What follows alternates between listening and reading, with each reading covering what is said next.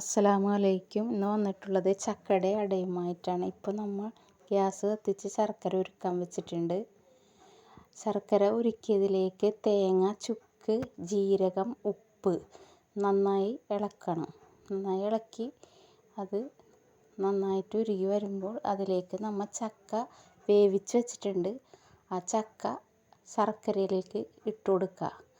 അതും തേങ്ങ ശർക്കരയും കൂടെ നന്നായിട്ട് ഇളക്കി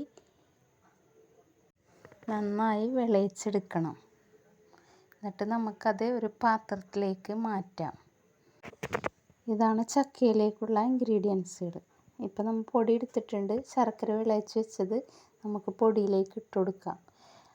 പൊടിയിലേക്ക് ഇട്ട് കൊടുത്തതിന് ശേഷം ചുക്കും ഏലക്കായും പഞ്ചസാരയും ജീരകവും കൂടെ പൊടിച്ച് വെച്ചത് നമുക്ക് അതിലേക്ക് ഇട്ട് നന്നായിട്ട് കുഴച്ചെടുക്കണം. ഇപ്പം നമ്മൾ വാഴയില എടുത്ത് വെച്ചിട്ടുണ്ട്, കഴുകി. അതിലാണ് നമ്മൾ പരത്തണത്. പരത്തി ഇഡ്ഡലിച്ചെമ്പ് വെച്ചിട്ട് നമുക്ക് ആവിയിൽ പുഴുങ്ങിയെടുക്കാം. ഇപ്പം നമ്മൾ മൂടി തുറന്ന് നോക്കുകയാണ്.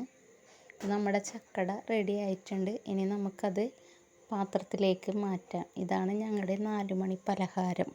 ഈ വീഡിയോ ഇഷ്ടമായാൽ ലൈക്ക് ചെയ്യണം, കമൻറ്റ് ചെയ്യണം, സബ്സ്ക്രൈബ് ചെയ്യണം. വീണ്ടും ഒരു വീഡിയോയുമായി വരുന്നതായിരിക്കും.